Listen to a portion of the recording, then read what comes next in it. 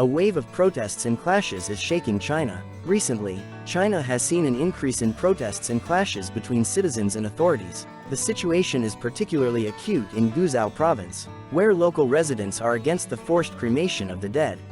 In Anshan County, there was a serious conflict between police and residents of Yanshan village. The authorities tried to forcibly remove the body of a recently deceased resident for cremation, which contradicts the centuries-old traditions of the local Miao, Bai and Han people. Villagers set up barricades and placed coffins at the village entrance to prevent the authorities from seizing the body.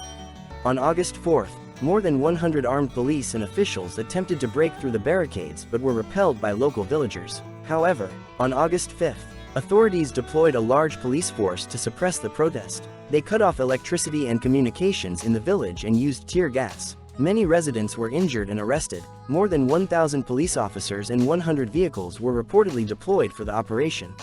Similar incidents are taking place in other parts of the province. In Dodon County, the mayor of the town led a group to exhume the body of a recently buried Miao woman for forced cremation. This led to clashes with relatives of the deceased. Authorities justify their actions with a policy of reforming funeral rites and a desire to save money. However, many Chinese consider it a gross violation of traditions and human rights. It is especially painfully perceived by national minorities, to whom the authorities had previously promised to respect their customs.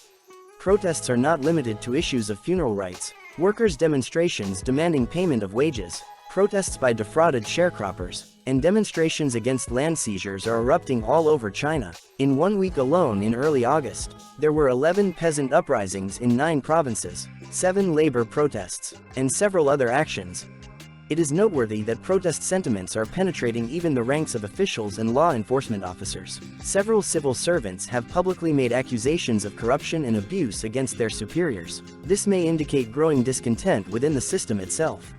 Experts say the increased protests and public accusations point to the dysfunction of China's political system. People have less and less trust in the authorities and the judicial system. Even law enforcement officials are forced to resort to public complaints, failing to find justice within the existing mechanisms.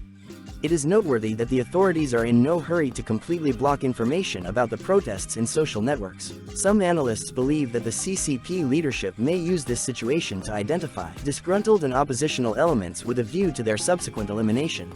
Tighter control over the internet, including the introduction of an online user identification system, could further aggravate the situation.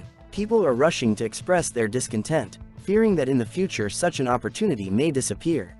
Analysts believe that the continuation of the current course of the authorities will only increase popular discontent. Even if access to the internet is restricted, people will find other ways to unite and protest. Some experts believe that the current wave of resistance could lead to serious political changes in China. The situation remains extremely tense, and further developments largely depend on the reaction of the authorities to the growing discontent of citizens. However, it is already evident that Chinese society is undergoing a period of serious transformation. Thank you for watching this video. If you liked the material, please give us a like and subscribe to our channel. Your support helps us to create quality content. We wish you all the best and see you soon.